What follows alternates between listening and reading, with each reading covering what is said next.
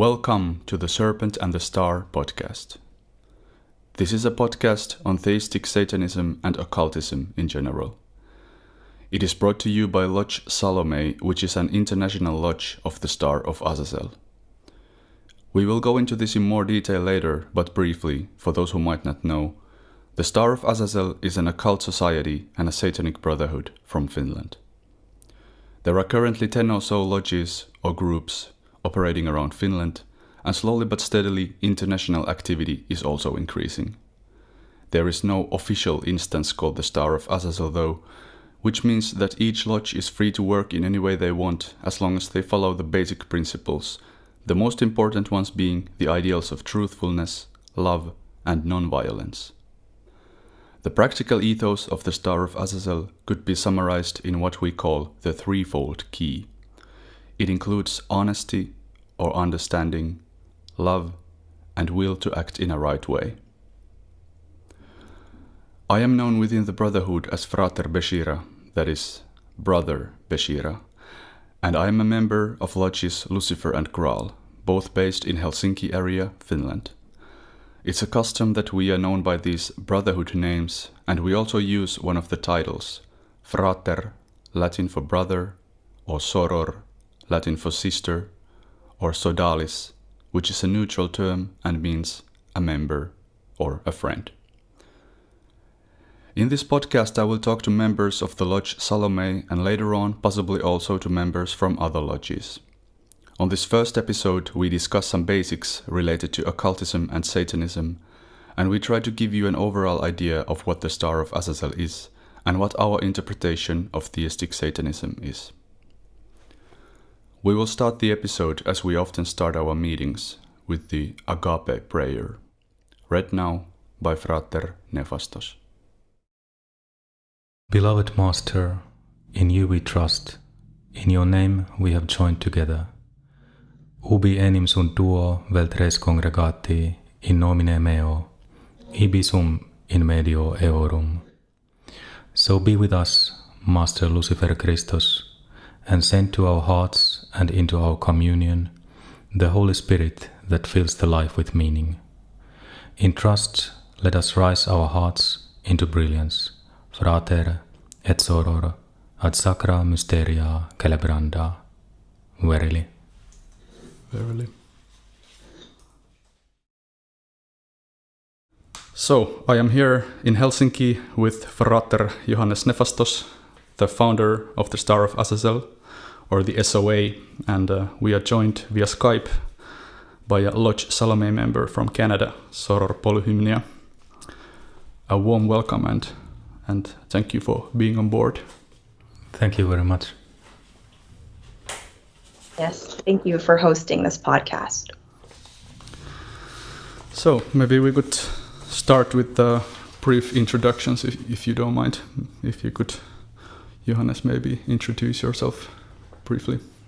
Okay, I'm Johannes Nefastos, and I founded the Star of Azazel Brotherhood in 2006 after my memberhood in Theosophical Society, which shares some ideals with us, but it's much more right-hand path oriented. Nowadays I work in Lodge Lucifer, which was founded in 2011 in Helsinki, Graal, which was founded in 2018, and Salome, which was founded in the last winter solstice 2020.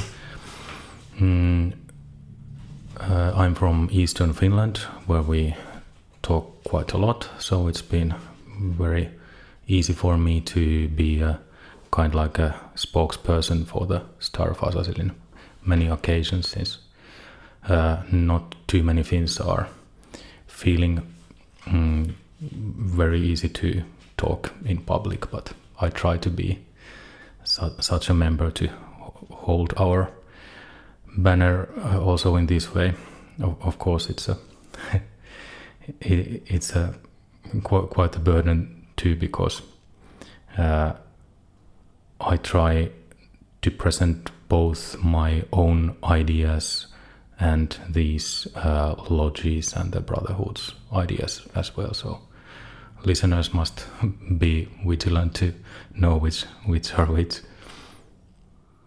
And at least in Finland, actually, there has been kind of a rise in interest in Satanism in the last years. Would you agree on that?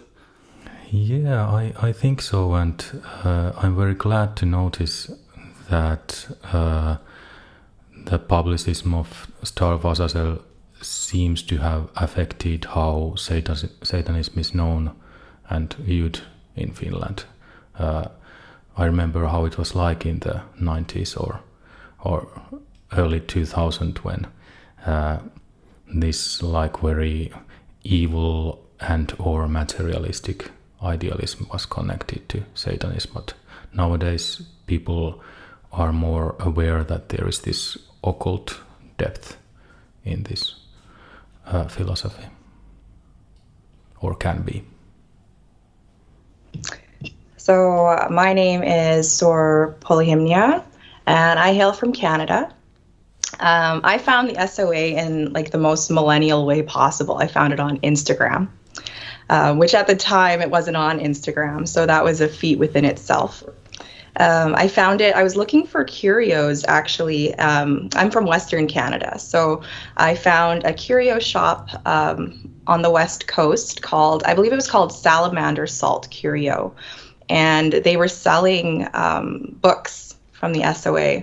And I was like, oh, what's this? And then I found the website, and then I discovered the philosophy, and I fell in love instantly. It was like love at first sight. And I've been a member for the last 2.5 years now. I currently hold membership within Lodge Fratres, within Lodge Salome, and within Lodge Hermes. So, yep. Is there anything similar, like in interest? Could you say there is like more interest in these topics in Canada now than some years ago, for example? I would say that theistic Satanism is probably relatively a newer concept, from at least in the occult circles that I'm aware of, specifically in the city that I'm in. I'm probably the only theistic Satanist I know, and I know quite a few people who, dabble in the occult currents. So we do have things like the Temple of Satan, and the Satanic Temple. Yeah, the Satanic Temple is quite big, but I think the idea of Satanism over here tends to be more atheistic than theistic. So, and I know even my friends, when I speak about any of the principles, I think my friends think I've joined a cult, so that's fine, but that's kind of the, I think, general idea, because people are just so unaccustomed to anything theistic that has to do with Satan, right? So if it's not complete chaos, they can't really wrap their heads around it, it seems. Quite understandable, though. Yeah, I found the SOA for the first time. Might have been around the time it was founded, or at least quite soon afterwards. And I have been sort of following the Brotherhood from the side for a long time, and it took like 10 years before I felt that I have more reasons to apply for a membership than not to. And then that was in 2016. At that time there was this central, how do you say it, like a government, or the structure was a bit different then, and I've been involved ever since. Now I am a member in 2 Helsinki-based lodges and doing all sorts of brotherhood work. All right. The topic of today is Theistic Satanism and the Star of Azazel. And I said in the introduction that we will be discussing basics of occultism and Satanism, which is kind of a simplification already. What do you think of topics such as basics of occultism? What would we say are those basics of occultism? Well, I mean, when I think back on my own occult journey and what my goals were at the beginning, I think it was to live a more balanced life, like overall, like spiritually, and finding ways to integrate more spiritual practice within my mundane life. And once you start doing that, you just read, right? Like a lot of people think that occultism is this spooky thing, but it's really just reading. It's a lot of reading. So, and you try to read all the right things and try to put everything together into a way that makes sense. But the SOA is the first place that it's ever really made sense for me, even though it's so broad still, right? I think that it also comes to the making a focus or a center point to many different things. At least for me, it has been that there are several tries in academic fields to define what occultism really is, what esotericism really is. But I see them, these Febres and Hanegraaffs and so on, academics, ideas that they are seeing occultism from the outside, and the perspective is of course such that you can't really see the depth of it. But for me it's mostly about the depth, the spirit that connects all things in life together. So it's very hard for me to see anything in life that isn't connected to this esoteric worldview. It must be one whole, the philosophy of oneness. And of course, like you said, people who think about occultism think about magic, ritual magic, making circles and summoning spirits and experiencing some kind of spiritual activity in phenomenal ways. But I think that's very, very small part of it, and not even the most necessary part. But that the most necessary part is that it's a philosophy, a living doctrine that is felt both in heart and in head, and trying to connect these two extremes in a very living kind of way. And so we come to the idea that there is esoteric possibilities in all kinds of religions, all kinds of worldviews, which is basically the Star of Azazel's approach, that there is nothing that should be taken out. There is always some kind of spark of truth in all kinds of spirituality and all kinds of world views. Yeah, recently one member and a Finnish brother mentioned that Antoine Favre has defined it in a way that it's kind of the space between arts and sciences and philosophy and religion, something that is not exactly any of these, but connects to all of these. I view it as a kind of an alternative way to look at reality, or to try to find some answers, as opposed to, for example, the scientific method just as it is, or some other means. As you said, has to do with spirit most of all, and just kind of a different approach. Yeah, I think that aspect has been even more in view of the later academics.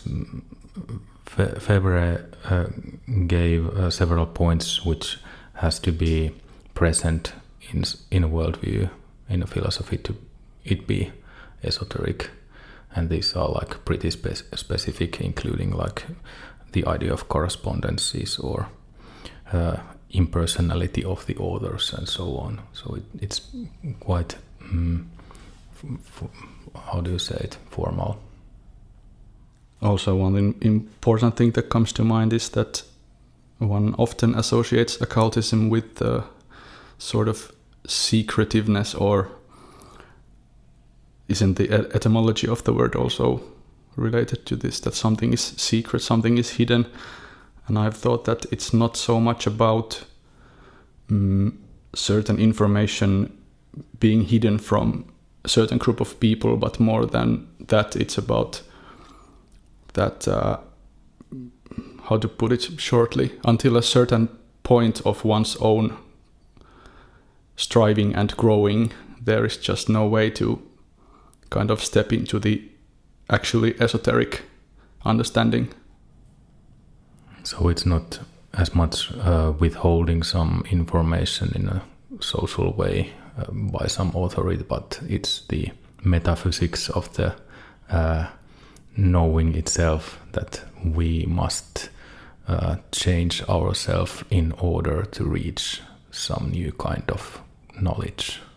Yeah, I guess you could say it's something a bit like a foreign language that is foreign until you learn to speak it, or some similar analogy. That it's hidden because you have not grown yourself yet. Do you see any difference between things like spirituality and religion? Do you find that kind of a question interesting? Did you have something in mind, please? I just had, I mean, for a long time, I associated the idea of religious practice or religion with exclusive, like, right-hand path, like Christianity. And for me, that was a huge turnoff of anything religious at all. But the more that I grow, like, speaking of occultism and how, you're kind of given these keys over time to unlock these things in yourself, I've grown to see the value. Like, I would consider what I do now religious practice. I do my prayers and I have various rituals. So I would consider that, and I honor a deity, right? So I would consider that a religious practice, versus before I would say, oh no, like, I'm not religious, I'm spiritual. But I've come to see spirituality as kind of more of a blanket statement for, I don't want to say superficiality. There's definitely different depths to spiritualism, but I don't find it quite as poignant as religion these days. And finding the possibility of being able to worship an entity like Satan and see that as a religious practice. For me, that was my own growth pattern, was seeing that. So I'm definitely less, I wouldn't say like, oh, I'm spiritual anymore. I definitely say like, yeah, I'm pretty religious. And I think, I'm not sure what the big differences are. I would say, like I said, spiritualism kind of more of a blanket statement and religion more specific. But I could also be way wrong, so who knows? Of course, these also come back to associations, and in my experience, it's very meaningful whether one's, for example, raising childhood or early experiences have been positive or negative, or both, with religious things. For example, I grew in a Christian family, but the Christianity was not in any way oppressive. It was like pretty free, and I think that has been a great point, making me like pro-religious. I think that there's nothing wrong, nothing oppressive in religion per se, but it's people who misunderstand and take religion as means to oppress other people, whether knowingly or unknowingly. But like Polyhymnia said, or like I heard it, that the spirituality is also so wide term that often it seems to lack the more structural, more organized aspects of religion. So I think I nowadays associate these words with that religion is spirituality which has some kind of like formed applications, some formulas to use. Of course, different religions have different formulae, but and spirituality is like prima materia, the basic substance for religions. And in order to actually make one's personal path, it's very useful to create from that substance some kind of religious application. But of course, this is just one more way to say it, feel it. There are most probably as many associations as there are people. Yeah, I can actually relate to what you said, Polyhymnia, about this. I have also been someone who says that I'm not religious, I'm spiritual. I would say nowadays that the difference is more than anything to me like a semantic matter. And I feel very strongly that I am a religious personality as opposed to, for example, a more materialistic mind, and I see occultism and religion as very much the same thing. Of course, it hasn't been very long since religion has been used in a very like power struggling manner, like for example to register your faith in society needed a very strong presence of some religious group which had these particular sacred books and these particular doctrines. But nowadays it seems that these are coming a bit easier. There are so many of these more esoterics or spiritual new age parties that the power struggling hold of the old book religions is getting it has to give power to these smaller groups as well.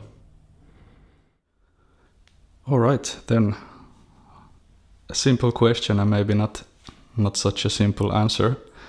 What is Satanism then, and what is Theistic Satanism in particular?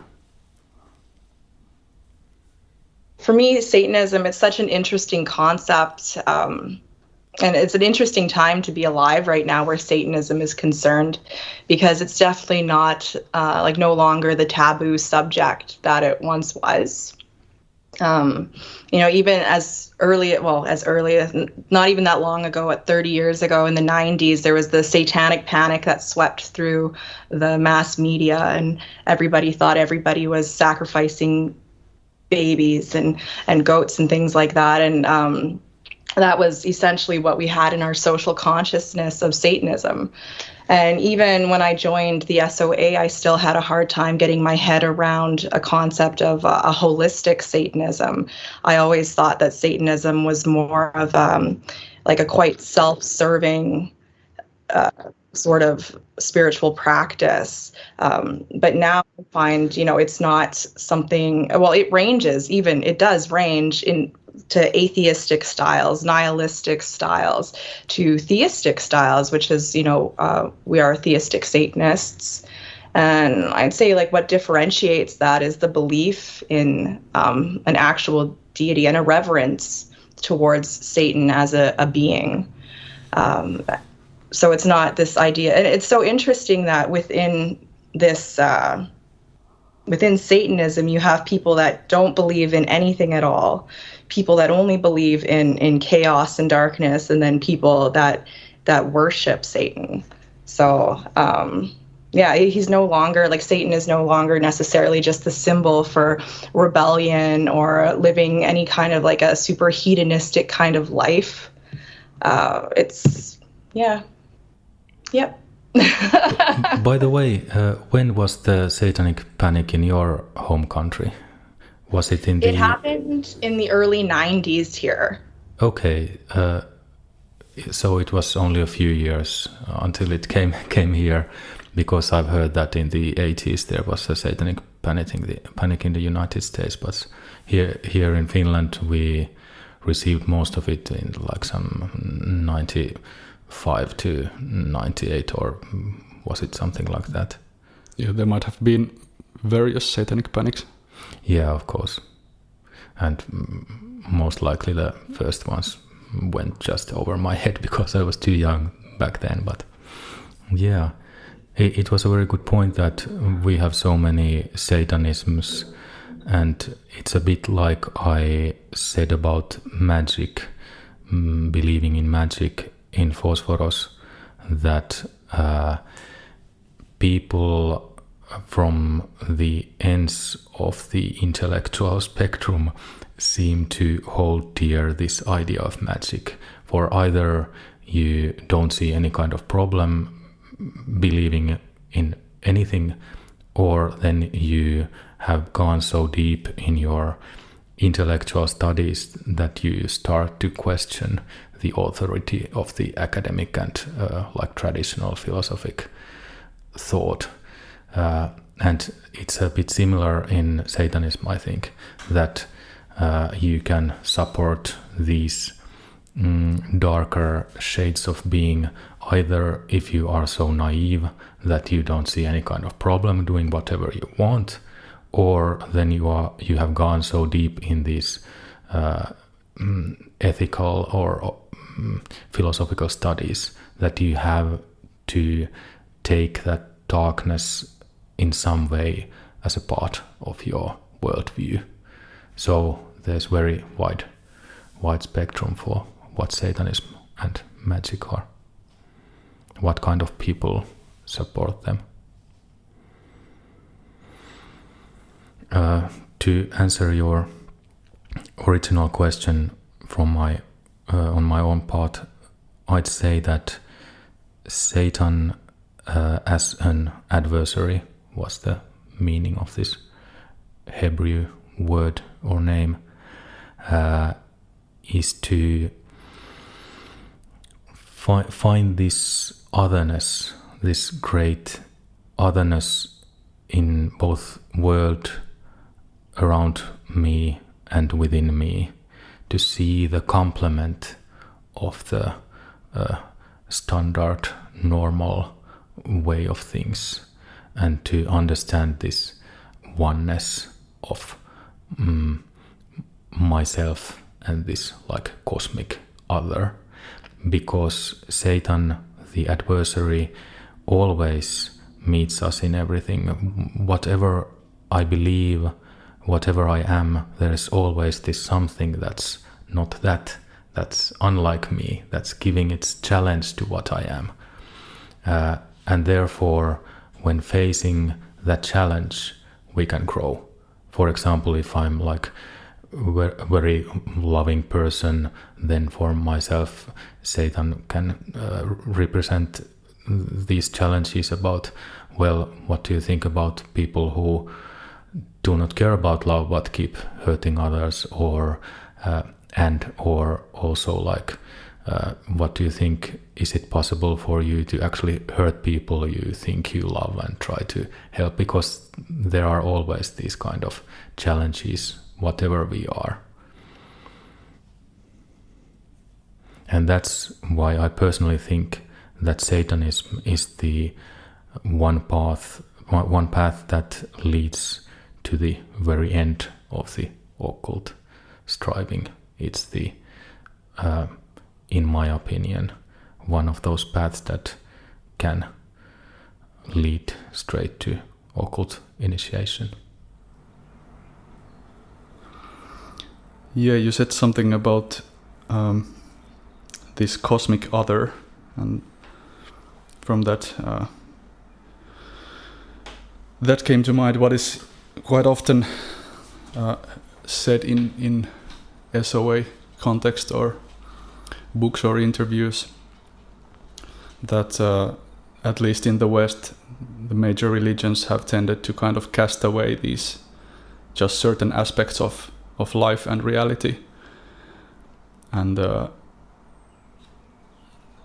And as Satanists, we try to see the holiness also in that which is cast away, which is feared, not by kind of going at it full on without thinking about it, but trying to find some kinds of uplifting ways to embrace these things, to embrace the shadow in ourselves, in others, in the world, in the reality, in God. And in that sense, I would say that Satanism is a religion that aims to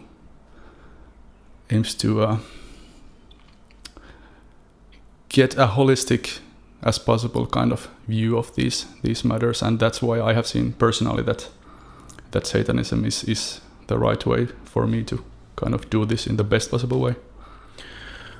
Also, I see here the very aspect of Satanism that we present in the Star of Azazel, because if we would be like a Star of Satan, it would give an emphasis of being the adversary ourselves.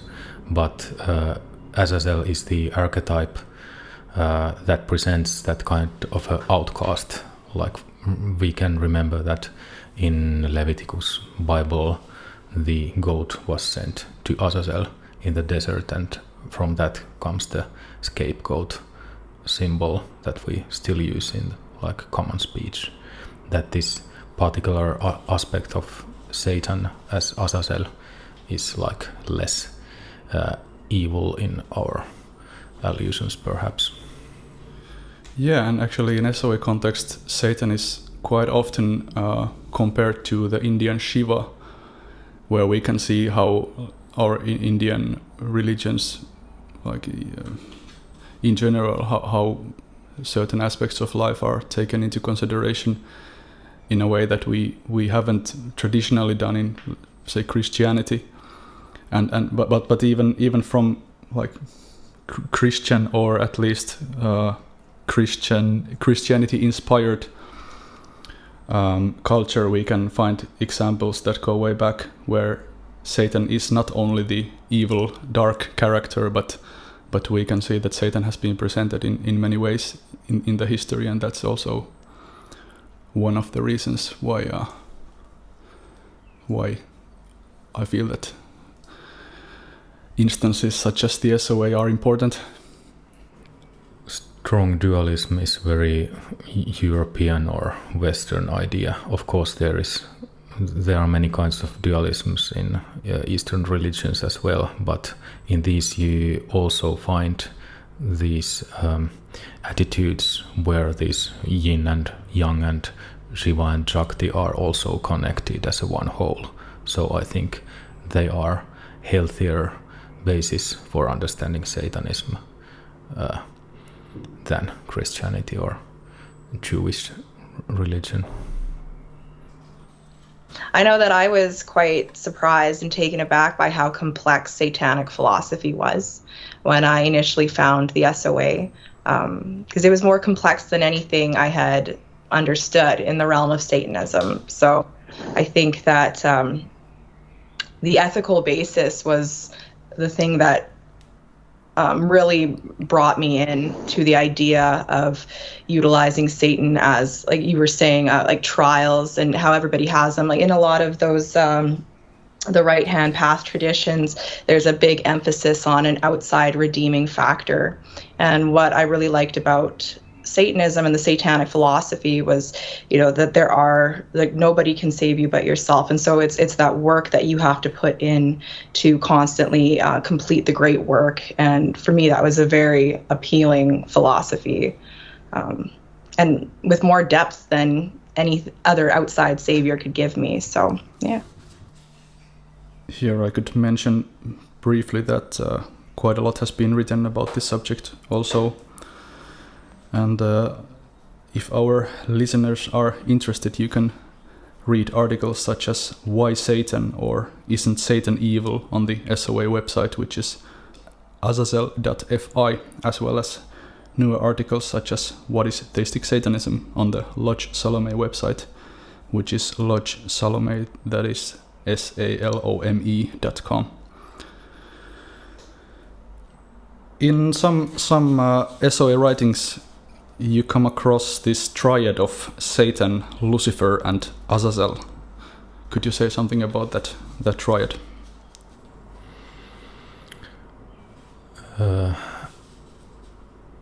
I think that Satan, like when we speak about God, is very wide name or term which can hold very different meanings.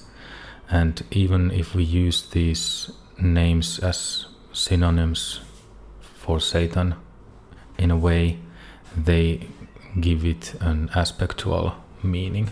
So personally, I don't believe that there are different entities, that here's Satan and then there's this other guy, Lucifer, and the third man, Azazel. But these form like more spiritual connections that also hold similar center. I'd say that the answer is in how the etymology of these names go. For example, Satan meaning adversary, Lucifer meaning light bearer, and Azazel, it's enough that we know of that meaning of Azazel in Bible, as I mentioned. So there is this idea of something going to the desert of the other, being it a scapegoat or the prophet. Like we know that biblical prophets also went to desert to find God. This is what the archetype of Azazel, the third person of Satan, so to say, is about. And personally for me, the most important by heart is the archetype of Lucifer, because Lucifer is the, so to say, white aspect master, the bright Satan, the one who helps, gives wisdom, gives energy, power, and also connects so strongly to Christ. Like we can read from the Apocalypse of St. John, Lucifer is actually the name of Christ in Apocalypse. It doesn't mean Satan there, but these are connected, these masters of the left-hand path and right-hand path, Satan and Christ. These are of course very like deep, difficult things, but I think that deep and difficult things have to be wrestled with if one wishes to be occultist or Satanist. We can't take easy answers and think that everything will be all right. It demands very, very much. So we could say they are kind of the basic aspects of Satan in a way, and we will go into these color aspects that you mentioned briefly on future episodes, I'm sure. But here you already see that the triad in general is a recurring theme, which I guess neither of you think is an accident. So any ideas on that? What is this triad that can appear in different forms? It can be Satan, Lucifer, and Azazel. It can be Father, Son, and the Holy Spirit, and similar divisions are everywhere. I'm probably not the authority on this answer at all, but I know that the divine triads, or the idea of divine triads, goes back to like ancient times, right? We see them in Greek mythos and traditions, and Mesopotamian and Egypt, Taoist, Buddhist philosophies, and of course, like you had said, the Christian Trinity as well, right? Even in symbolism, like the triquetra of like Celtic tradition. In Norse, we also see divine triads. So it's a persistent theme, and that's really all I know about the subject, is that they're there. Yeah, that's very true. I think that the third part of the triad is like 2 steps. How do you say it? It's already like going from the God as father to God also as mother, and to the third step as God being also present in human being, the child of God. So we have this Trinity that gives the both poles of spirituality, the spiritual pole and the pole that's this Jactic essence, substance, and then the meaning that unites these 2 poles. And it's pretty it's hard to see why it was seemed necessary to make all these persons in Christianity as masculine, because it breaks the whole thing. We should understand that these are like poles which have different, so to say, archetypal genders, or like reversed magnetic meanings. Personally, I also like to think this triad in a more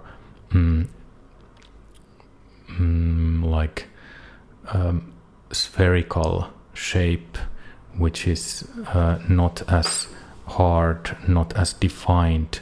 But when we have this symbol of sun, that's the round sphere and its center point, there is this first duality, the first 2 poles, so to say. And then the third is the line going from the center to circumference, and this is the unity of these 2 basic poles. In Sanskrit teachings, we find this line as jiva, the innermost energetical soul. That's also the tantric, the occultist, the practitioner of esoteric doctrines, because jiva in Sanskrit also means this line that goes from the center to circumference. So the geometry of these archetypical trinities can be represented in different ways, but the basic idea is that in order for God, spirit, to manifest, we need also something else. We need the substantial side, we need the side of otherness, and thirdly, we need this human mind to grasp it, to make it real. And I think this is the most important idea behind the religious, spiritual symbol of trinities for us practicing occultists.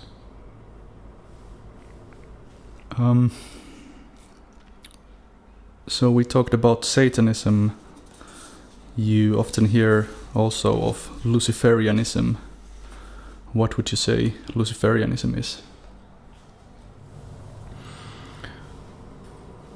Is it defined differently in your home country, Polyhymnia? Or is it like just a different way to say Satanism? From what I understand, it's just Satanism over here, because Satan and Lucifer, I don't believe, at least I do believe that there are Satanists, but I don't think that it has evolved to that extent here, where Lucifer and Satan are separate beings. But I don't want to speak for every North American Satanist, but at least in my sphere, yeah, Lucifer and Satan is pretty much just the same. Yeah. I don't remember meeting in Finland any people who'd define themselves as Luciferians and not Satanists. Seems to be pretty much the same for different people, but once again, I'd like to make that as an emphasis of putting one's the foremost idea about this bright form of Satan, not the black form that gives challenges and which forces us to think about our personal relation to what violence is and how to think about the evil in the world, but instead to think about this like artistic inspiration and these kinds of things that are often connected with the like Promethean forces of Lucifer and fire giving, even though sometimes or often damned archetypes, divinities. Yeah, speaking of that, at least in Finland, where the SOA is starting to be relatively known, sometimes you hear criticism from people who identify themselves as Satanists that the SOA Satanism is quote-unquote not evil enough, or that it's not real Satanism because you just preach love and unity and not violence and ruling others with your will or whatnot. What would you say about that? It's actually funny. I don't know if you want to put this in the recording, but I had found the SOA. There's one thread on Reddit, which like literally just one thread, and it's pretty recent, but it's about the SOA.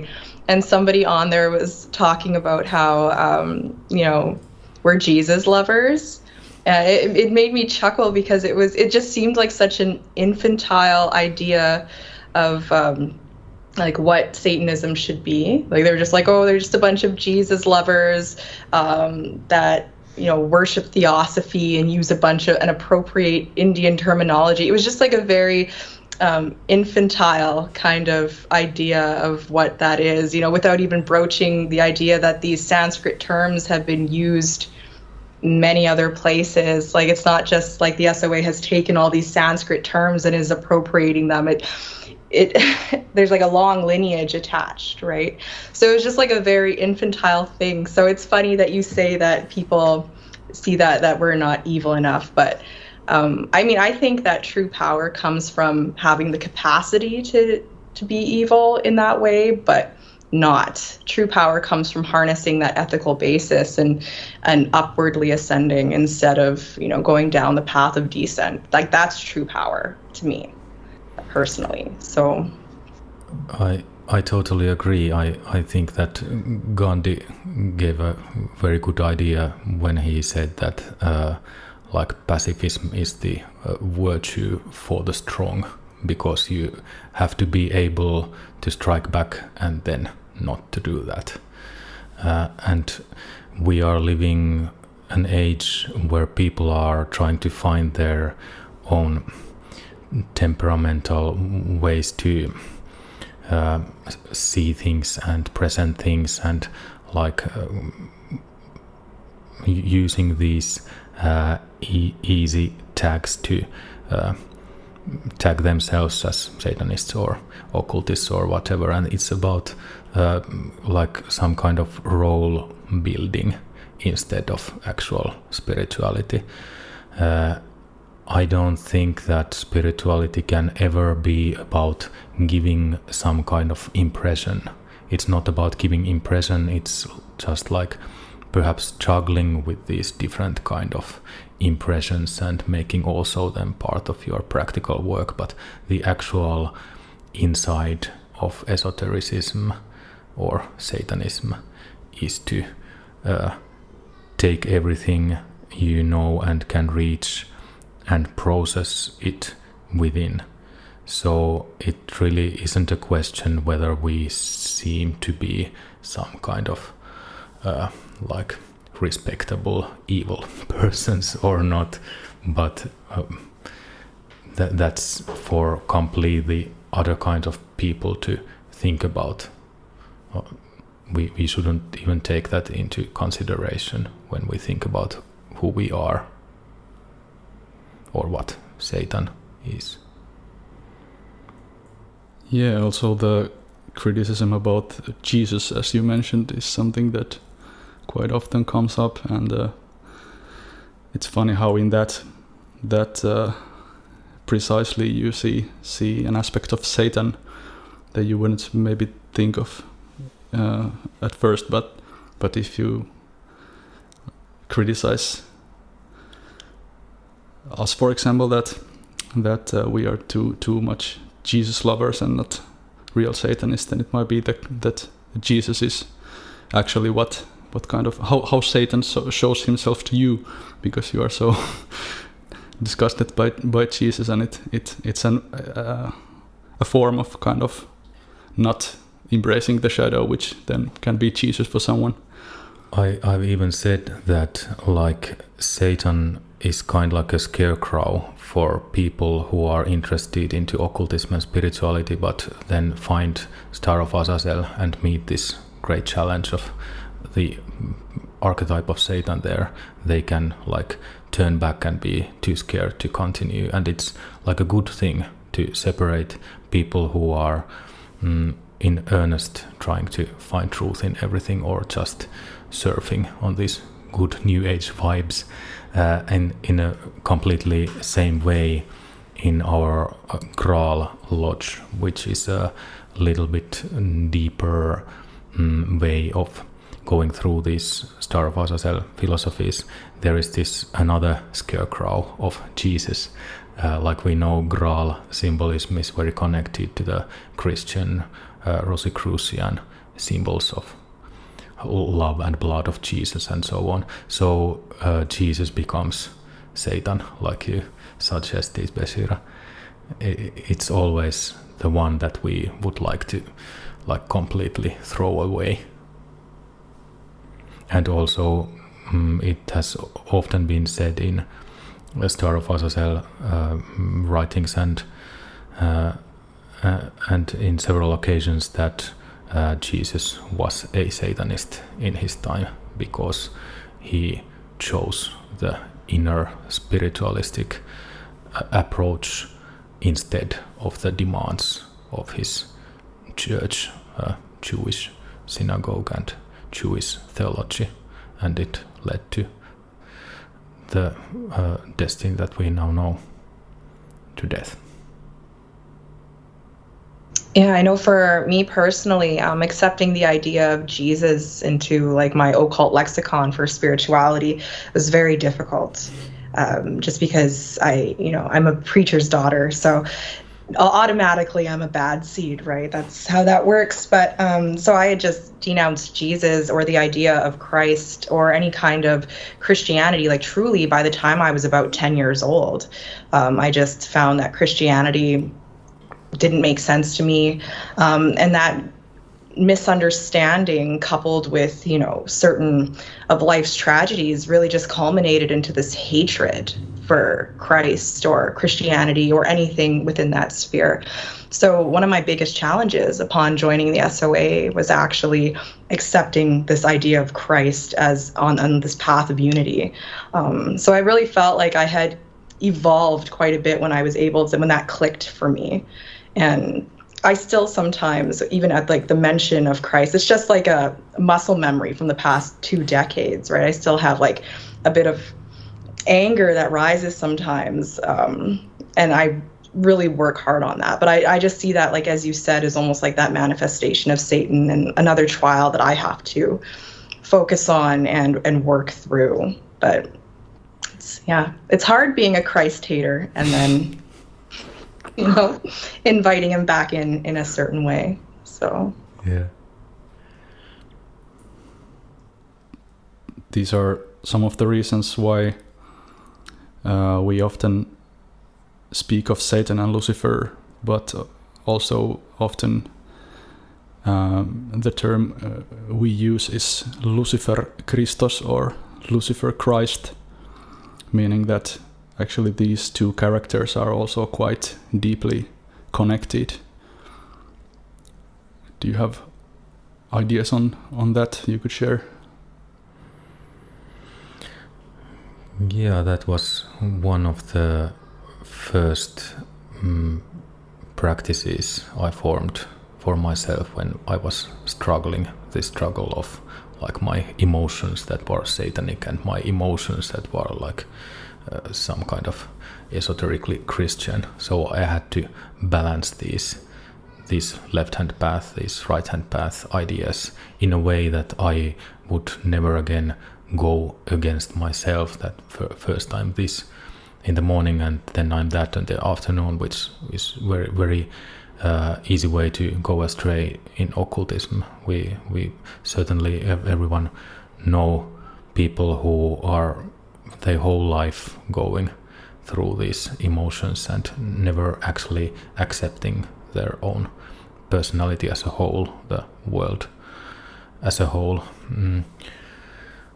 But even though it might sound a bit cumbersome, this Lucifer-Christos, at least for some people, I think it's a good way to practice, to think what is once again, the third point between these poles. What is our own spirit of meaning that holds true in both Lucifer and Christ? Because that's the point of connection, I believe, to the inner master, to the divine spark within. Like we know from the name Lucifer, light bringer, light bearer, and Christ, which means the anointed one. There is this anointed one within every human being's heart, which carries that fire or spark. And that's the idea of the inner master, inner genius, the teacher which we can, everyone, listen to in our meditation or prayer or even everyday life, perhaps.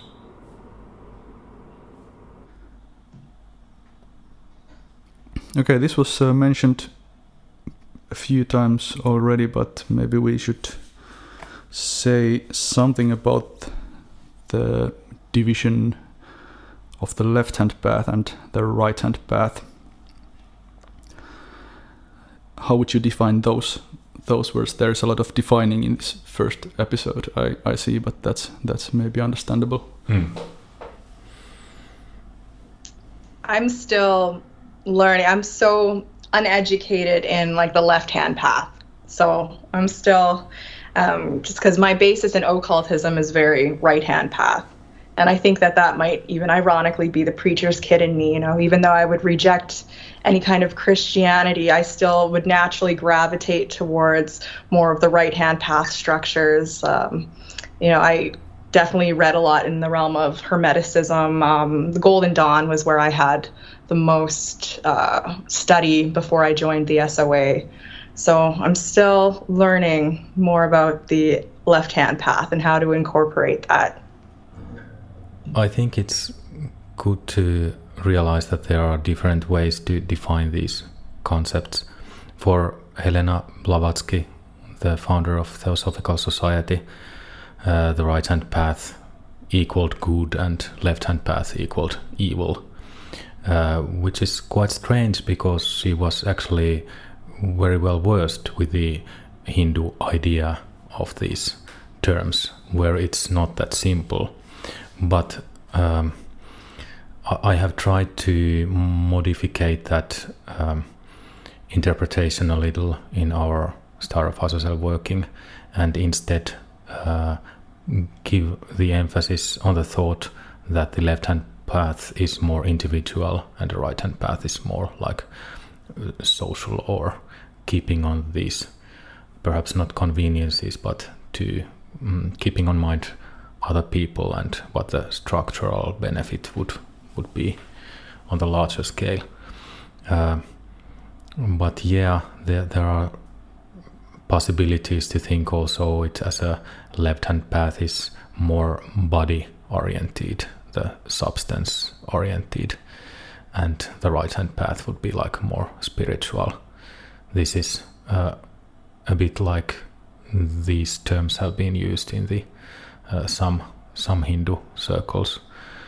But once again, I'd like to say that the most important thing is to continue thinking about these questions when joining these paths.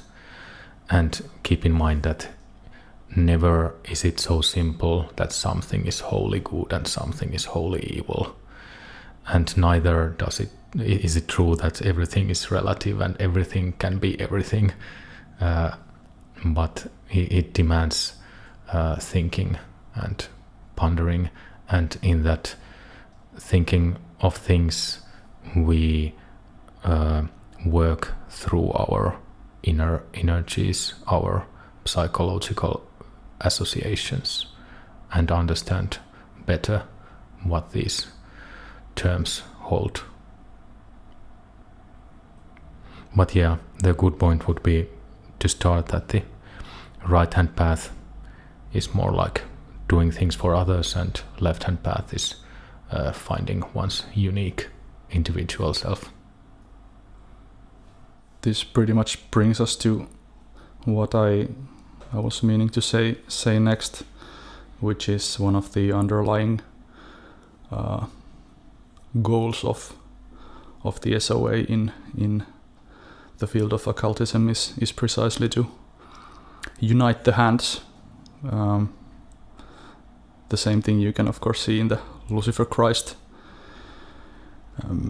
character already, or unification of characters, that the point is kind of to take what is good in both all these ways and make it into a working, vivid whole.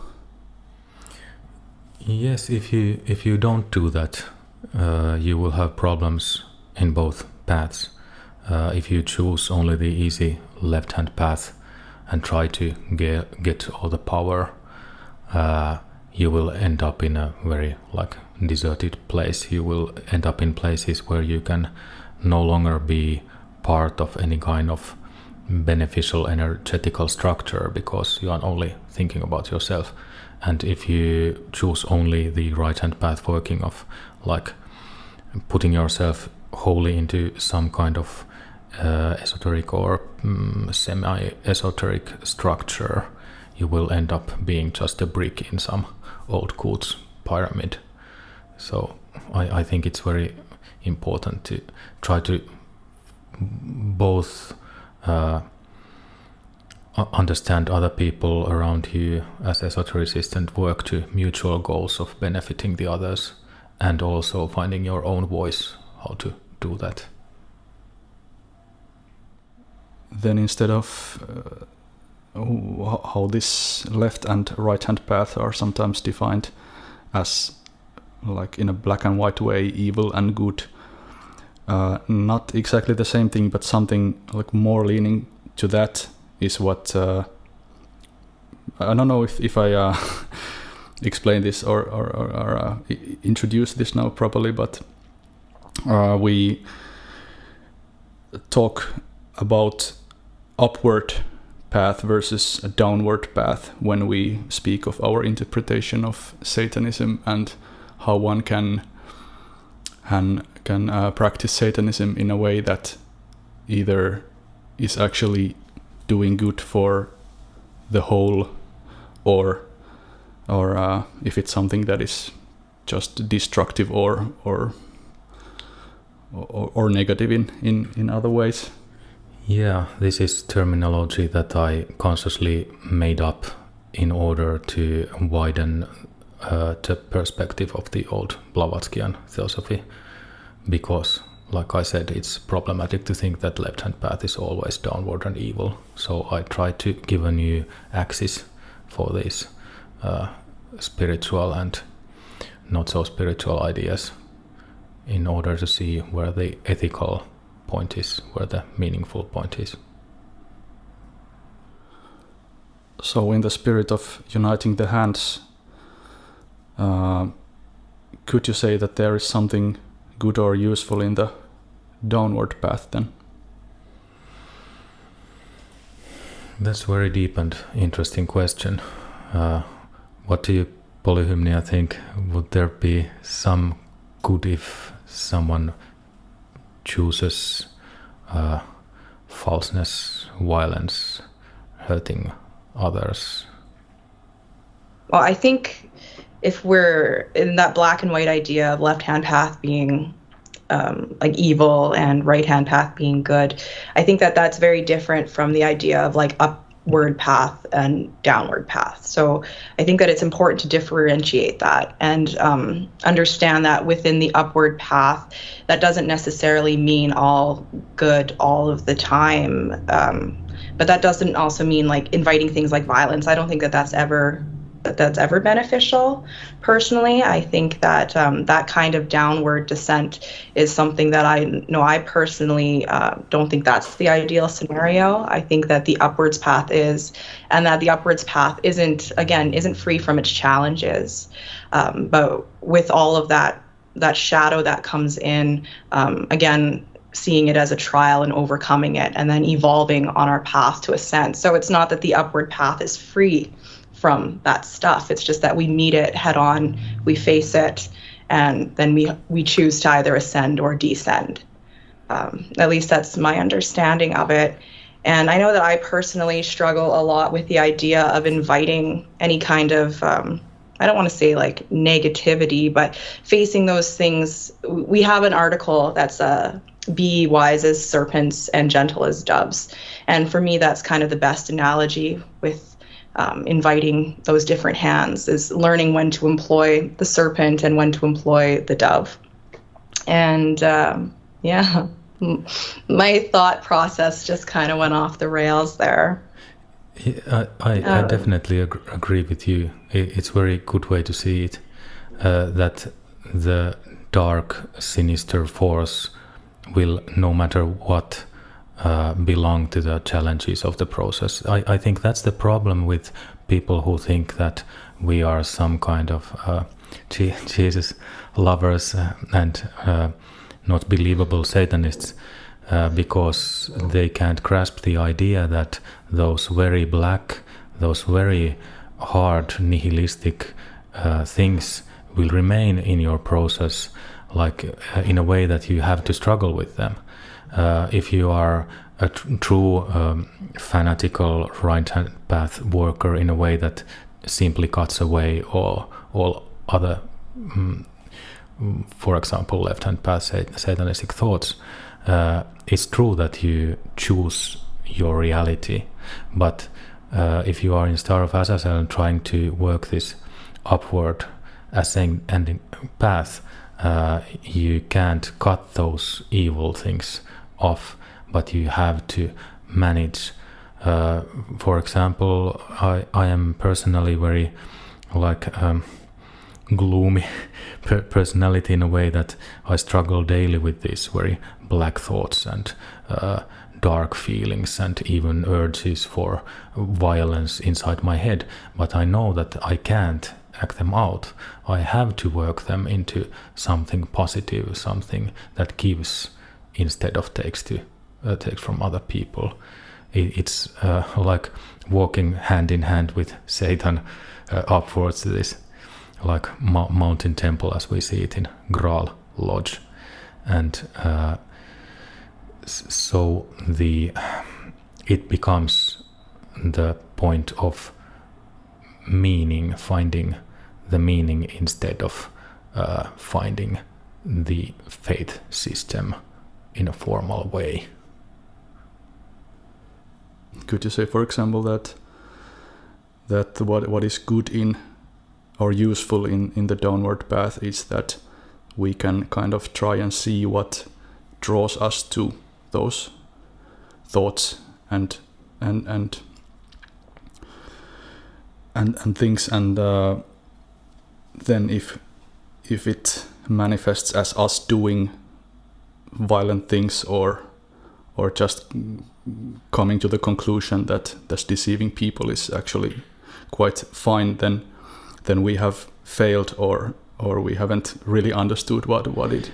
Yes, I think that Pekka Ervast, the famous Finnish occultist, or at least famous in Finland, gave a very good idea about what Satan is when he in different places said that Satan seems to us a very dark personality who seems to allure us to evil, but Ervast told that if we refuse to obey those black suggestions, it's Satan who removes his mask and is very glad to see that he failed. And in that way I see that there can be said to have meaning in the downward path for working, in that when we see it in full but then choose not to take that path. I understand very well that there are many people who confuse these very dark substances, psychological, energetical things that belong to the downward path with the actual good that it hides. Because our Sodalis Obnoxion once said, the power is where something is hidden or forbidden or restricted. It's somehow like a lock that hides behind it those precious spiritual things. We can't find, or very, very rarely can find truly deep things unless they are somehow covered by this challenge. It's a very interesting psychological fact, but it seems to be true. Of course, there are some people who perhaps have attained so high a state that they already know these answers, they already have these keys to those locks, and they don't even represent themselves to those people. But usually we as human beings can only find these precious occult jewels after we overcome their demonic guardians, and in that way the downward path pressure is good. It's like a pressure that makes the diamond within earth.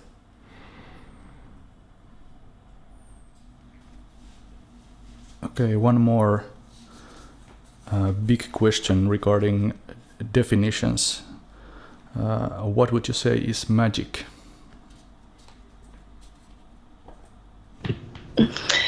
I feel that this question is, the answer for me is constantly evolving as I evolve on my path.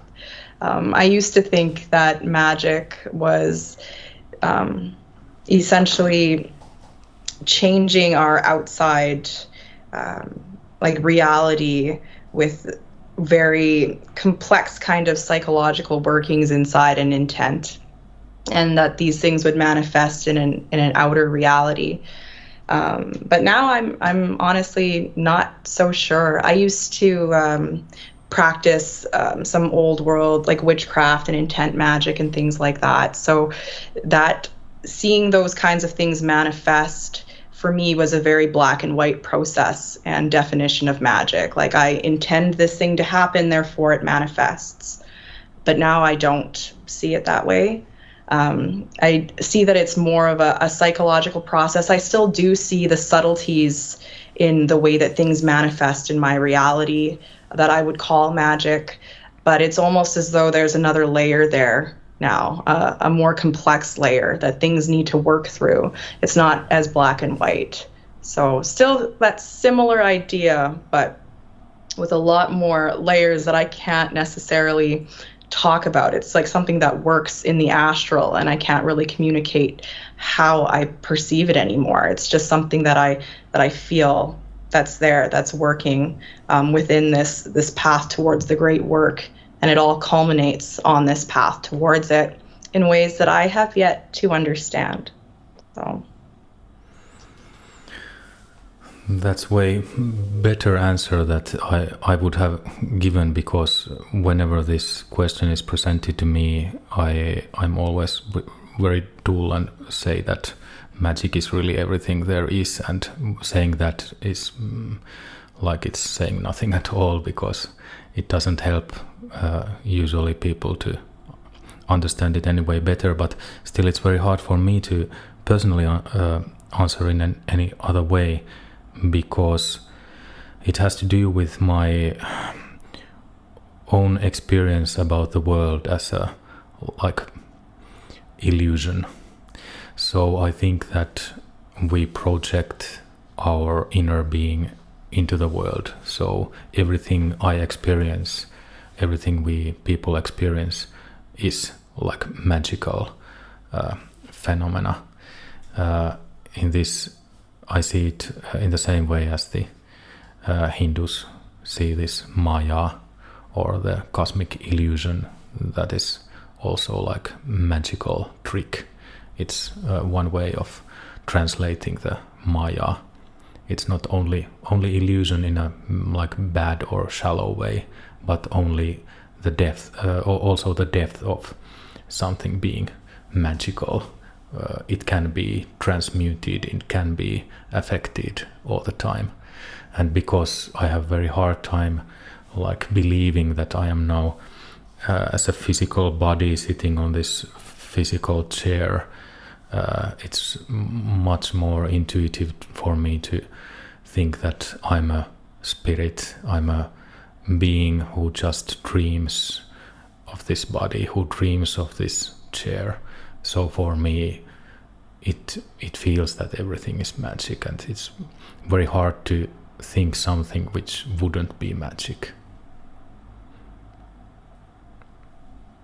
But of course, it's useful at some points divide different kinds of magic, not only like black magic and white magic, meaning different things, but also like ritual magic and goetic theurgistic magic, because just lumping everything into this great category of magic of one's mind is not really helping much. So I side with Polyhymnia's idea.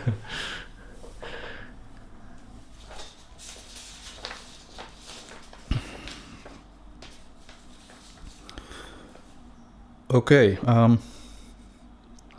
so what about the Star of Azazel society?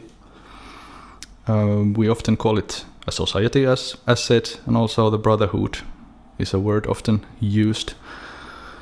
How would you describe it? Which word to use when, and any ideas? It hasn't been long since we talked about this brotherhood term with Polyhymnia, because it sounds so like masculine thing, which is problematic in today's culture.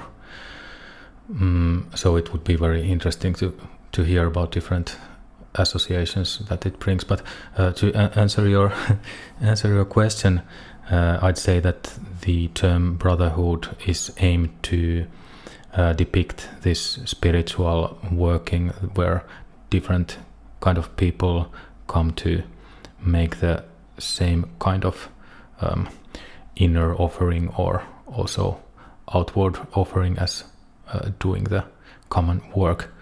And society is a more loose way of bringing people together. We believe in the same kind of things. People can disagree on some points and agree on some other, and it's like a looser organization, wherefore the brotherhood term has been used to make the understanding that this is like practical esoteric working of souls together, so to say. But to come back to the genre thing, how do you, Polyhymnia, feel to be a sister in the brotherhood? Does it sound as bad?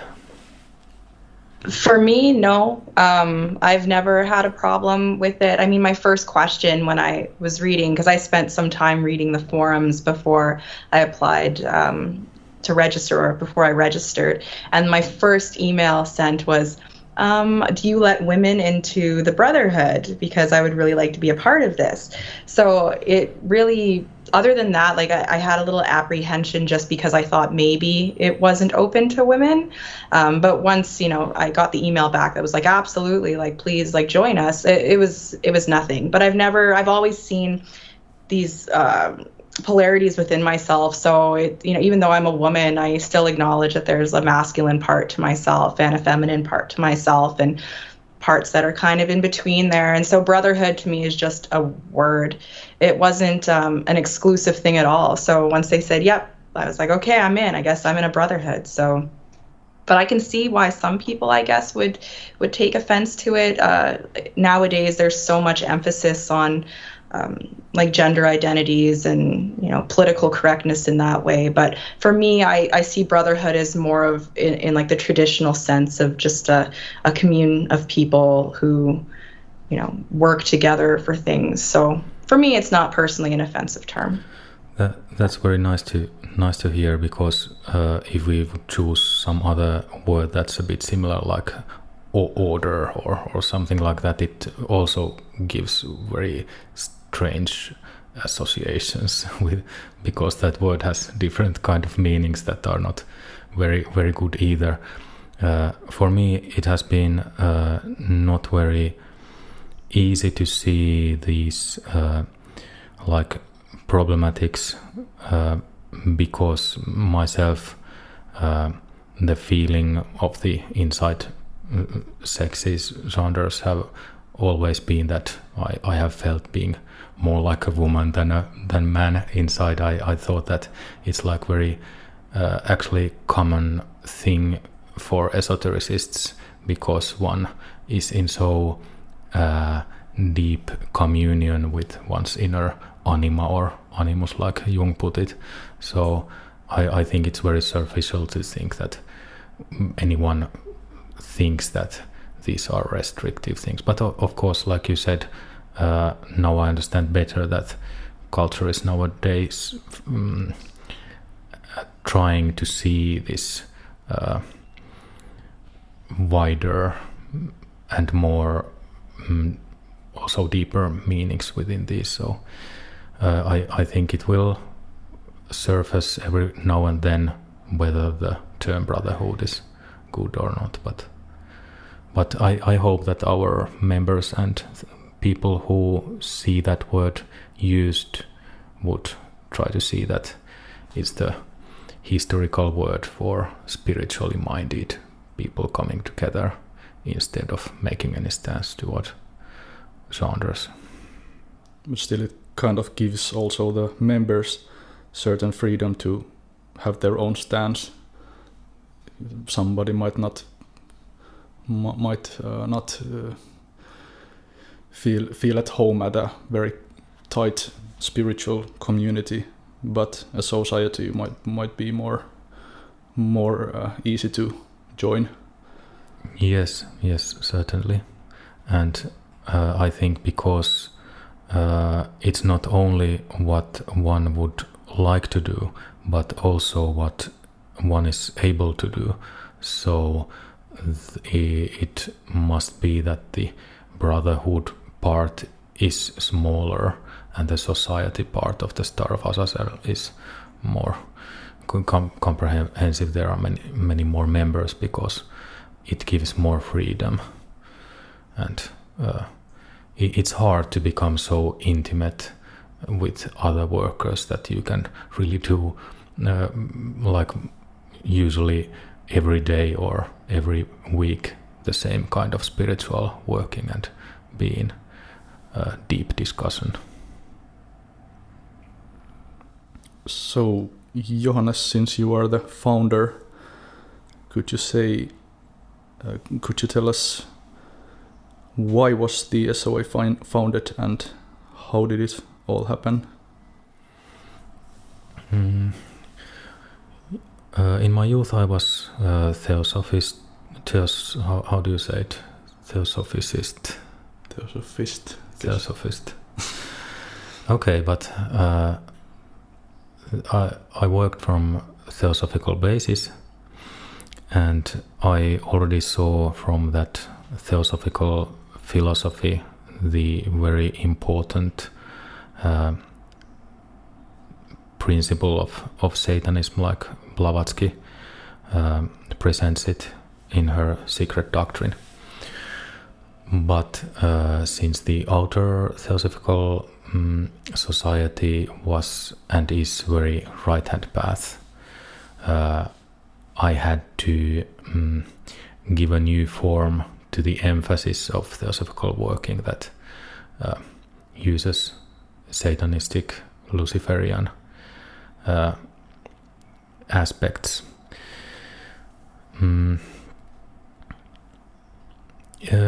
It started with a very real psychological collapse.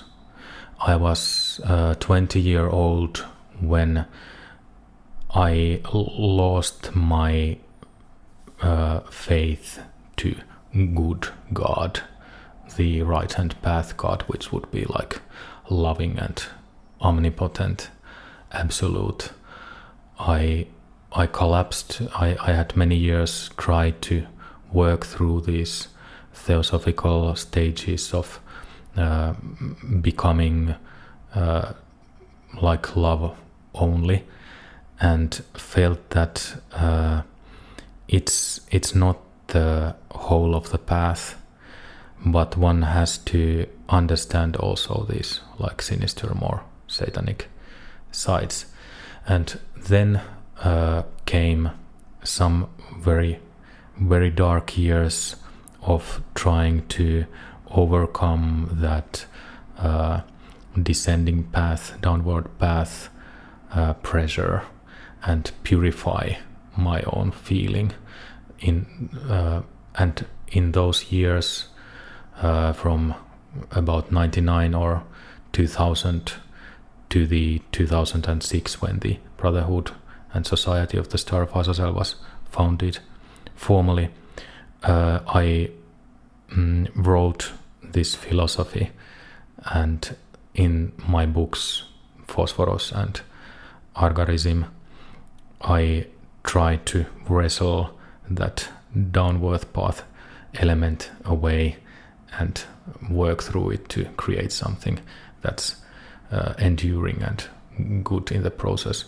And it so happened that at the time when Brotherhood was founded, I have tried very hard to find people interested in these same things, but only then I had find one or two brothers who shared a bit similar interests, and thus it was possible to found this outer society as well.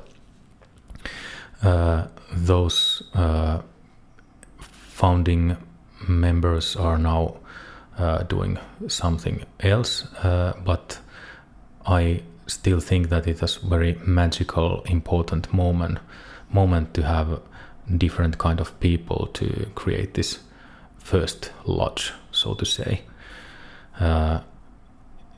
Star of Azazel worked 5 years as a one substance, one society, without any lodges, separations, divisions within it. But during those times we first started to use these aspectual approaches, and then after 5 years these lodges. So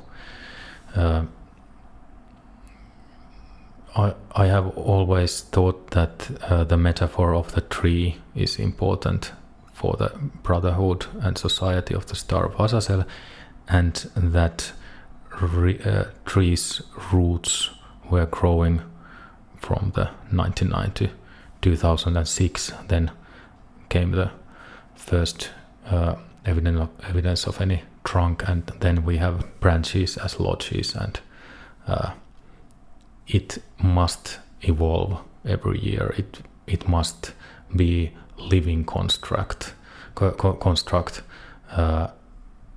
and for that we need members who are both themselves unique human beings and walking that left-hand path, so to say, and uniting that uniqueness to the right-hand path construction of the society. Sorry about the long answer. No, Maybe no, you can cut that. that's good.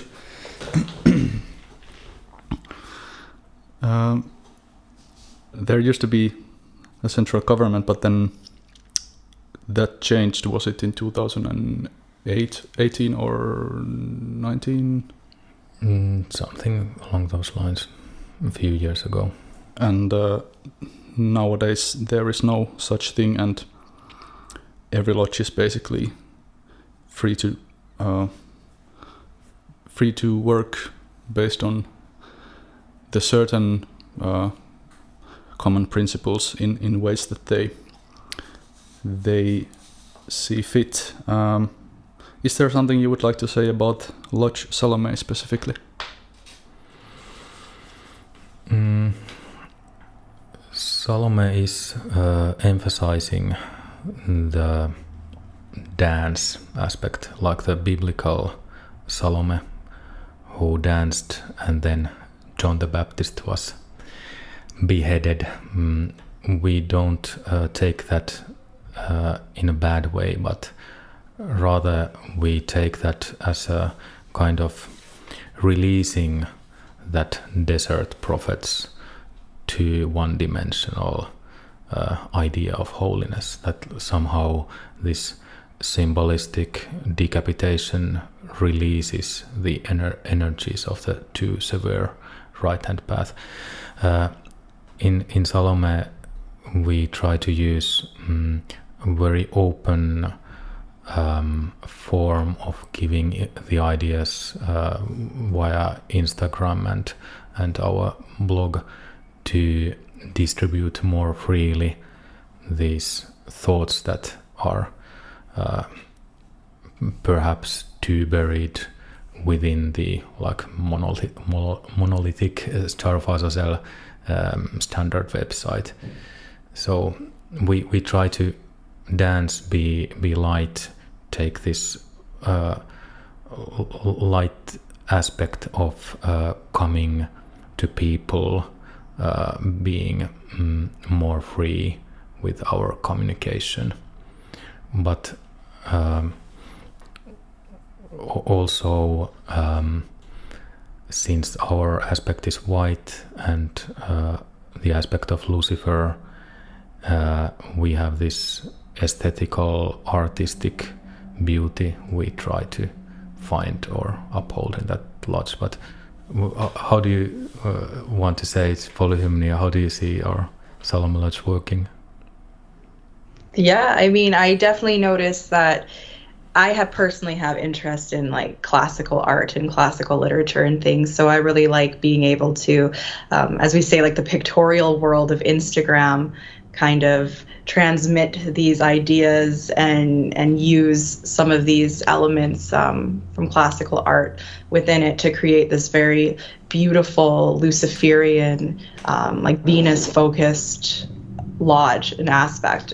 So I think for me, Salome is it's in my own personal working, it's kind of that place where it's that beautiful inspiration that can come out in my working in a very physical way.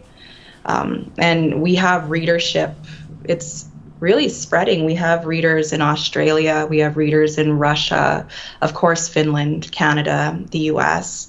So it's Belgium. We had some readers in Belgium as well. So it's really nice to see those analytics and where it's spreading using Instagram. I know there's a lot of hesitation with a lot of people, and I know even with some of our brothers about using Instagram or social media at all to kind of transmit it, that it should be this like hidden thing, that it should be kept solely occult.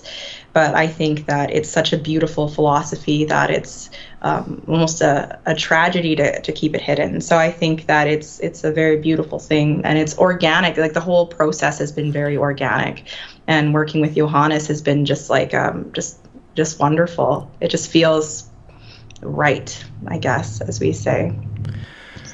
It just strikes me now to notice how this decapitation of the prophet in the Salome myth is also obvious in how we have to face the challenge of this possible superficiality of these social media platforms. Like, for example, to myself, it's very, very hard to get away from my own chamber and be a part of those circles where people are more like free-goingly together, and for example giving these kind of like open discussions. It's not very temperamental thing for me, but I think that's how we can face these satanic challenges, face that dark and make something beautiful from it. It makes me smile often when our Star of Azazel members during all these years have said that we shouldn't be so open, we shouldn't be so superficial, we should be just keeping to our small circles. And I always would like to say to them that, do you think that you would have found us if we would have done that before your time? That if it would just be a few people talking around in some a small city, of course we have to cross those like difficult bridges that seem not at all easy to cross, but which become also our practice of finding the other human beings and the otherness in ourselves. Well, I think too that like the dense philosophical nature of the SOA kind of acts as a net anyway. So even if people are drawn in by the more pictorial world of Instagram, once they really have to decide, once they find the brotherhood, whether or not this is something that's actually for them. Because it's easy to be drawn in by beautiful art, but then once you get to the actual philosophy, that there's work involved and working on yourself and ascension, then I think that it tends to weed people out. Like, people will decide whether or not they want to move forward. So I think the brotherhood itself does a pretty good job of that. I also think that this is part of a bigger cultural picture, that in our time so many people are facing this challenge of finding their true self, so to say, making it real rather than just appearances. But it's a long process. For me it has been a both blessing and curse that for a very young age I have been quite sure what I have to do, how I want to live, what's my dharma, so to say. It's hard and it's great, but I understand that for many people it's a lifelong process to really learn what would I like to be, to what I would want to belong spiritually, and to give that kind of possibility for people to seek and perhaps find themselves is of course one of the most basic things that Star of Azazel seeks to give its help.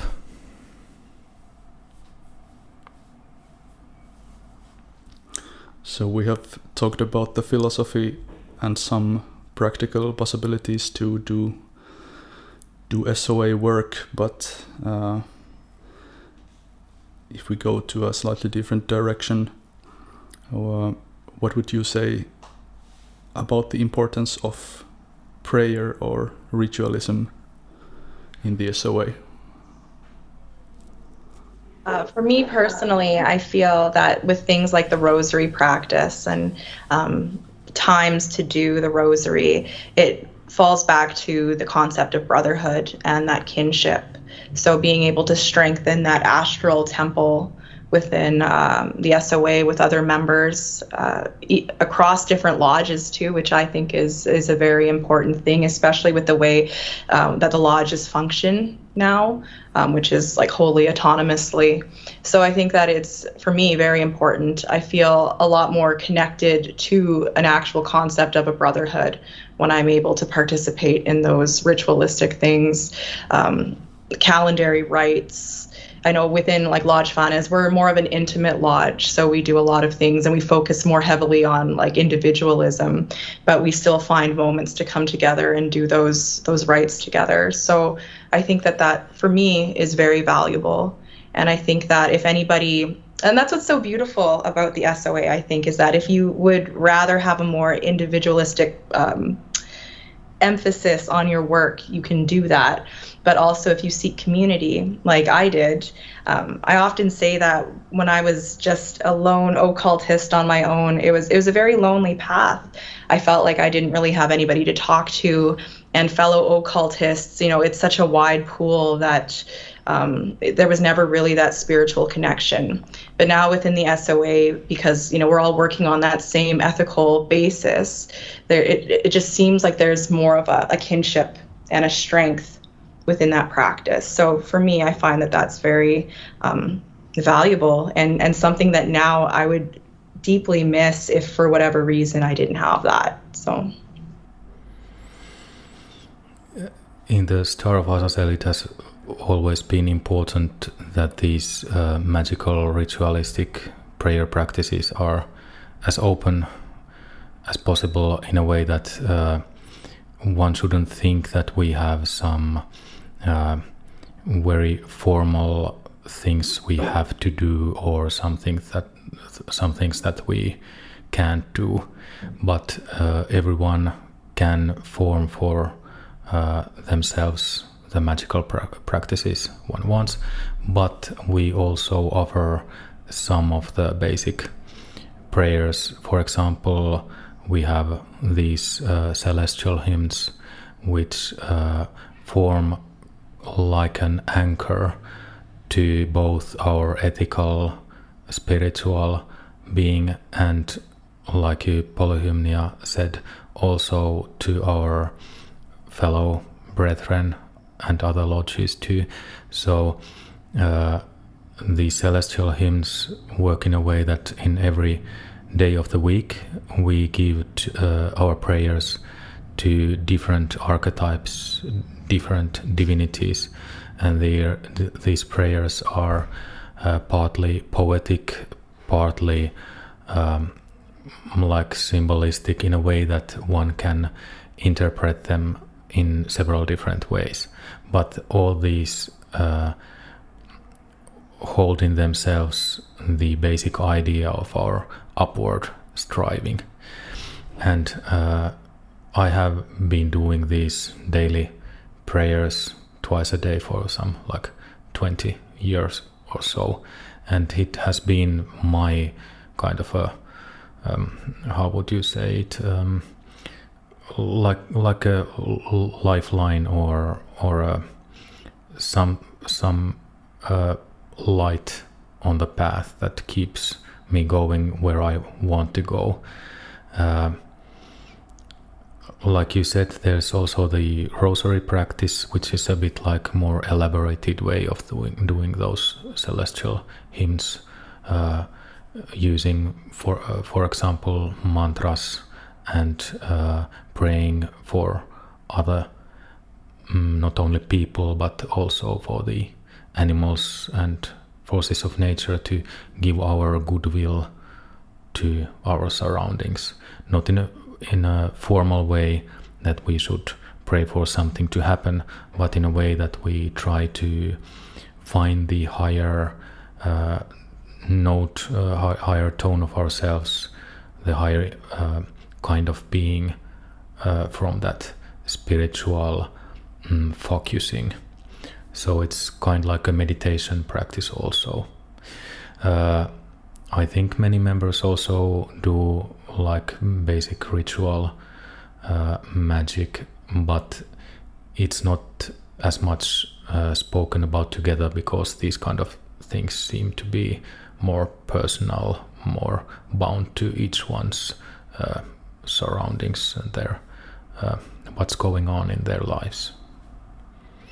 And like you mentioned, those calendar rites, we have these 8 feasts spread out through the year. So for solstices and equinoxes and places between those times, we can give our special prayers and be united to that wheel of time, and find perhaps different kind of energies, archetypes to work with. So it also gives rhythm in a way to help to find the balance and consistency. Regarding the hymns, as well as in other occasions, we have mentioned briefly archetypes and the seven principles. This is a subject that we could base a whole episode or a series of episodes on these questions. But could you say just briefly what these 7 principles are all about? They are quite universal. Usually it's said that these are the 7 planets in our solar system that present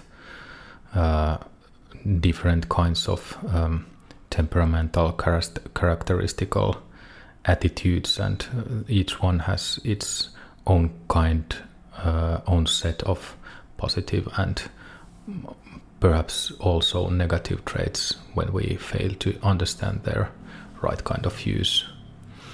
Have you, Polyhymnia, become acquainted with these archetypes before you joined SOA? Were they used in Golden Dawn circles or other kind of circles where you were?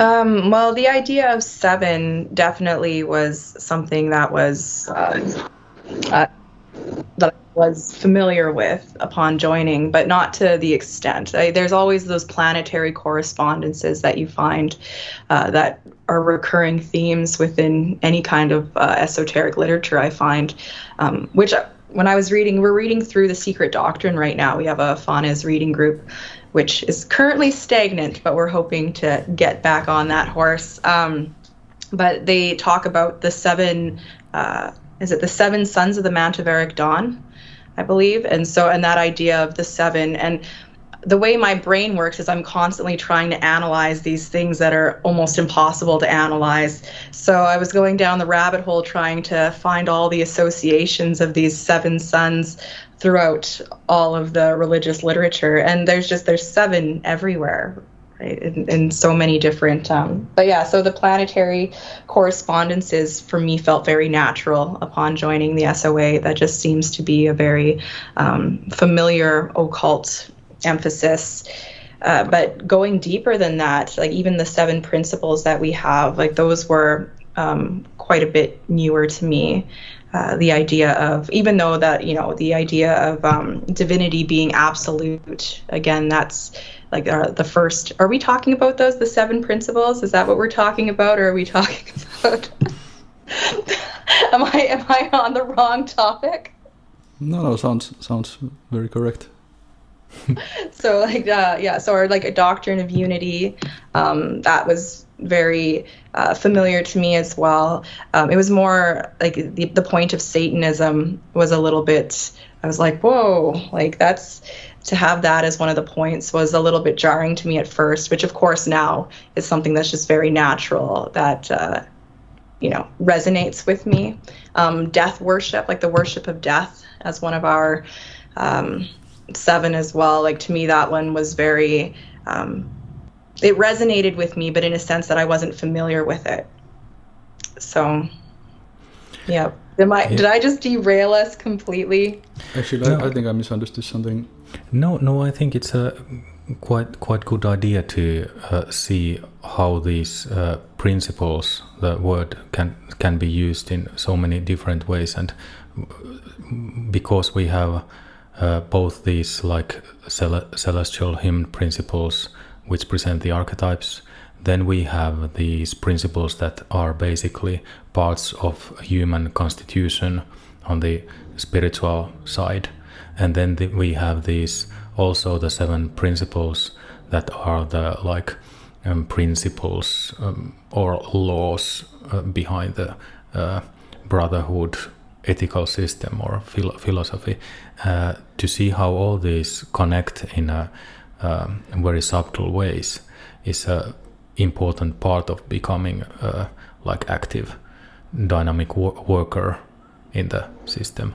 But it's also important to see how they are not like always the same, but it's like a system that works through different permutations, changes, that they are like things that work together in a little bit different rhythms. So you can have Saturn corresponding to some human principle and some, like, for example, death worship principle in what you have to, in a way, accept in the brotherhood system. But it's never that easy that you can just say that, no, I understand the whole situation, that this is this and it corresponds to that. But it's always a living system that we have to like work our daily life through. But even when these 7 planetary spirits or 7 celestial archetypes may be quite familiar to many esotericists even before they find the Star of Azazel, it's perhaps the theosophical human principles that can seem a bit awkward to some people, because we use this old Sanskrit nomenclature for them, speaking about like linga shariras and kama manas and things that are very hard to grasp unless one comes from theosophical background or is very well versed with Sanskrit literature and how it has been used in Western literature as well. Which definitely I found was a challenge upon joining the SOA. I think one of the first things I wrote in the forums was, I can't wait until all of this makes sense to me. So, still a work in progress, but I've definitely upped my intake of Eastern esoteric literature for sure. But I think it's also a good thing that no one is demanded to use any kind of terms one doesn't want to. For example, we have had and still have many members who are not even Satanists themselves, or who have never understood the Sanskrit namings. Our former chairman, who used to be a chairman for 2 years, said that she never wanted to use or understand those Sanskrit terms. So you can be in pretty high positions in the brotherhood and still not use our standard terms. And that's what I think it's important, that we don't cling to the formal side, but we try to see through those names to the core of things. And thus we can use any kind of names the situation demands. Since we have this hieroglyphic key concept, which seeks to give a tool, instrument for working through these permutations or changes through the principles, it's one of the most important symbols for the brotherhood to have this triangle, which has 1 point upwards and then another triangle, 1 point pointing downwards, and cross uniting these two. This symbol, known as a hieroglyphic key, tries to give the idea how the 7 principles work. And I'd like to give this as an example how we use these symbols in a way that are given to the hand of our members to help them see how spiritual archetypical things and even philosophical points can be worked as something that's also present in our life through the use of for example, different kind of virtues or ideals or different emphasis on how we think. These are of course very like deep things, and I hope that we will come back again and again to these things in our episodes in the future. But it might help our listeners to give a right idea of the Star of Azazel working, that we have these systems within our system to help our mind associate with these different kind of archetypes and philosophies. Even though it's not demanded, it will most likely become a helping thing in our long journey towards enlightenment and Lord Lucifer. So, since we are talking about Satanism, something that comes to mind from that is heresy. How could you see this heretic aspect of spirituality could be utilized in serious spiritual practice? I think the idea of heresy, I think it's important in our spiritual lives to there's this idea within like any kind of Christian doctrine, right, that there needs to be this like absolute good value that we need to be striving towards, and it tends to cut out those negative things in our nature, but that are organically tend to be there. I think that there's a lot of these heretical values within ourselves, and instead of praying them away, I think that it's valuable to work through them, acknowledge them, and incorporate that as a very integral part of joining those hands together. I find that, that heretical aspect is that left-hand path that we need to join with the right. Also brings to mind how important it is to shatter our false idols also in satanic workings. For example, I remember when I was part of the black metal scene here in Finland, and I noticed how much people worshipped some formal things at the same time when they said aloud that everything should be possible and these false idols should be cast down, and they were making their own false idols all the way along. So I think that blasphemy, heresy, these things are tools for ourselves to shatter our own idols and see what's behind them in the spiritual world. Like if I have some very formal idea of God, I have to make some blasphemy sooner or later to find out what has been left over from that image. Or if I have a very strict idea what Satan is about, what is a right kind of even ritual magic, I have to at some point also blaspheme in order to grow beyond those like formal ideas. Like it's blaspheming becomes, when done at right points, it becomes the process of growth and learning from our shadow being. But also it's very important not to get stuck with that blasphemy, because then the blasphemy is just one more false idol. Yeah, something that I actually could have said earlier already when discussing like what we think of Satan and Satanism. If we think that God is absolute and it includes the kind of light God images, then it must also include the satanic side. And I've sometimes thought that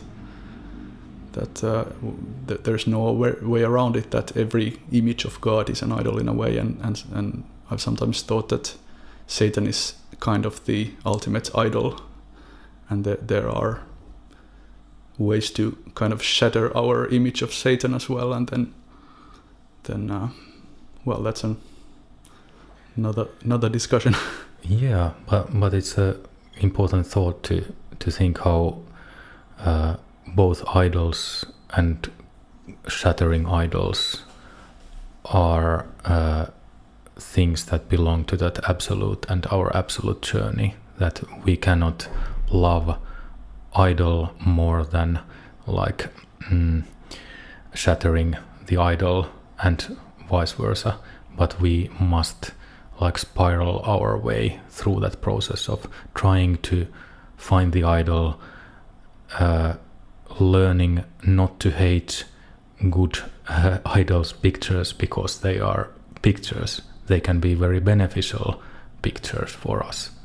Like for example, Orthodox Christians say that we have these icons, but these icons are not divinities. They just help our mind to focus on those things that are real and true.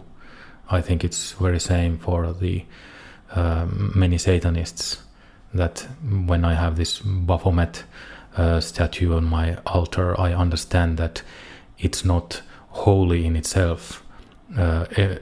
Anything can happen to that statue, and it doesn't happen to Lucifer, but I can still use it as a focus in my prayer and reverence. Now the SOA philosophy from the start has been very clearly satanic, emphasizing an aspect that hasn't been really emphasized in similar ways.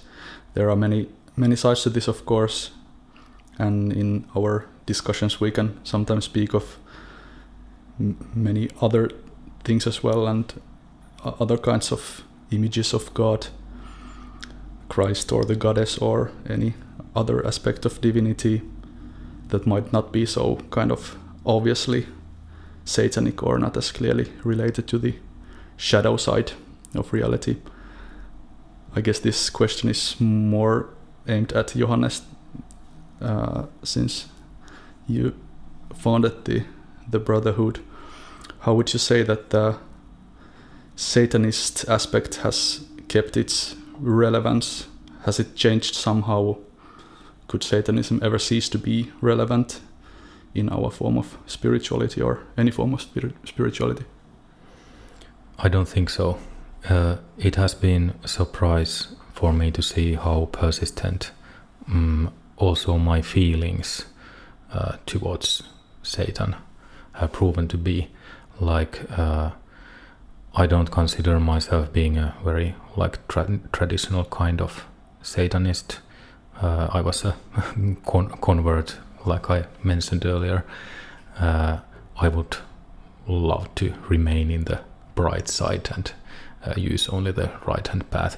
But when I embraced Satanism and chose also the left-hand path, it has been so deep and through-going experience that I have noticed that it remains in every stage of my life and every stage of the brotherhood as well.